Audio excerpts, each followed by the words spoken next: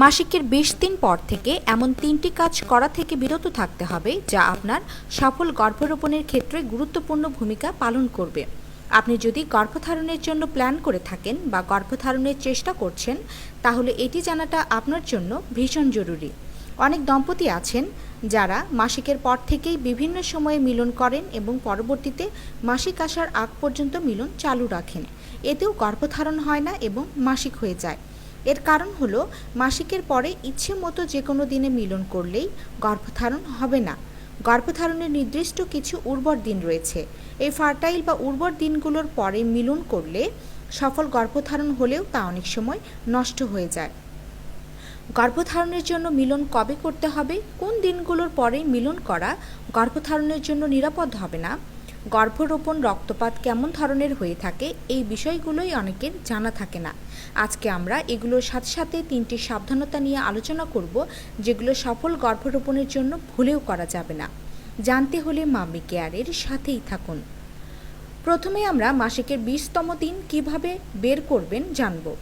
যেদিন আপনার মাসিক শুরু হবে সেদিনটিকে প্রথম দিন হিসেবে গণনা করে 20তম দিন পর্যন্ত গণনা করতে হবে। ধরুন আপনার মাসিক মার্চের 1 তারিখে শুরু হয়েছে। মার্চের 1 তারিখকে প্রথম দিন হিসেবে গণনা করে 20 তারিখে গিয়ে 20তম দিন পর্যন্ত গণনা করতে হবে। গর্ভধারণের জন্য মাসিকের 10তম দিন থেকে 20তম দিন পর্যন্ত মিলন করতে হবে। এই দিনগুলোর ভেতরেই যে কোনো সময়ে আপনার ওভুলেশন হয়ে যাবে যদি আপনার নিয়মিত মাসিক সাইকেল হয় সেক্ষেত্রে। কেননা ওভুলেশন হলে বা ফার্টাইল দিনগুলোতে মিলন করলেই কেবলমাত্র গর্ভধারণ সম্ভব হবে।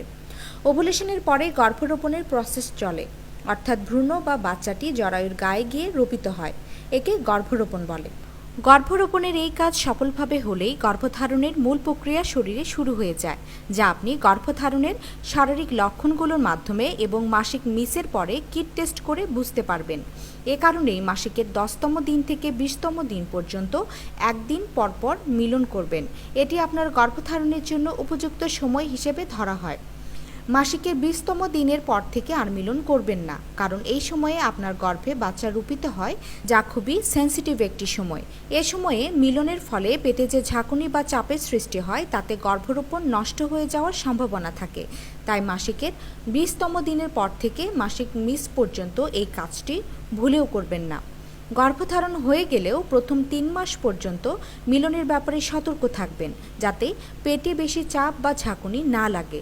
কেননা জনিদারের পরেই সার্ভিক্স বা জরায়ুমুখ, এরপরেই জরায়ুর অবস্থান। জনিদার ও জরায়ুর মধ্যে খুব বেশি ব্যবধান নেই। এতে মিলনের সময়কার ঝাঁকি বা চাপ জরায়ুতে এসে পড়ে। এ কারণেই সাবধানতা অবলম্বন করতে বলা হয়। এটি গেল প্রথম টিপস। দ্বিতীয় টিপস হলো মাসিকের 20তম দিনের পর থেকেই ভারী গৃহস্থালী কাজ, যেগুলোতে পেটে চাপ পড়ে, যেমন বসে ঘর মোছা, মশলা বাটা, বসে কাপড় ধোয়া, সিঁড়ি বেয়ে উপরে ওঠা, এগুলো করা যাবে না। রেগুলার হালকা গৃহস্থালী কাজ করতে পারবেন। কোনো হ্যাভি এক্সারসাইজ যেমন পেটের ব্যায়াম, দৌড়াদৌড়ি, জোরে হাঁটাহাঁটি, এ ধরনের কঠিন ব্যায়াম করা যাবে না। যোগা বা যোগ ব্যায়াম, হালকা হাঁটাহাঁটি করতে পারেন। এছাড়াও ব্যায়ামের পরে সোনা বা স্টিম বাথ বা হট বাথ এগুলো নেওয়া যাবে না। তৃতীয় টিপস হলো এ সময়ে ডক্টরের পরামর্শ ব্যতীত কোনো মেডিসিনই খাবেন না। যেমন সর্দি, জ্বর, কাশি এ ধরনের অসুস্থ হলে নিজে নিজে কোনো মেডিসিন বা প্যারাসিটামল খাবেন না। খুব বেশি মাত্রায় অসুস্থ হলে ডক্টরের পরামর্শ অনুযায়ী মেডিসিন খাবেন। এছাড়াও আগে থেকেই যদি কোনো রোগের মেডিসিন খেয়ে থাকেন, যেমন ডায়াবেটিস, থাইরয়েড, হাই প্রেশার ইত্যাদি থাকলে সেসব রোগের মেডিসিন খাওয়ার আগে আপনার ডক্টরকে অবশ্যই আপনার গর্ভধারণের প্ল্যানিংয়ের ব্যাপারে পরামর্শ করে সেই অনুযায়ী প্রেগনেন্সি সেফ মেডিসিন খাবেন। এছাড়াও অনেক মহিলারা মাসিক মিসের আগেই বা মাসিক মিসের 2-3 দিন যেতেই কিট টেস্ট করেন এবং বেশিরভাগ ক্ষেত্রেই টেস্ট রেজাল্ট নেগেটিভ আসে। এই ভুলটিও করবেন না। মাসিক মিস হলে তার 10 দিন পরে প্রেগনেন্সি কিট টেস্ট করবেন। এতে গর্ভধারণ হলে পজিটিভ রেজাল্ট পাবেন। নেগেটিভ রেজাল্ট আসলে 1 সপ্তাহ অপেক্ষা করে পুনরায় টেস্ট করবেন। আজকের আলোচনা এ পর্যন্তই। ভালো থাকুক, সুস্থ থাকুক প্রতিটি মা, এ কামনায় আজকের মতো এখানেই শেষ করছি। ধন্যবাদ সবাইকে।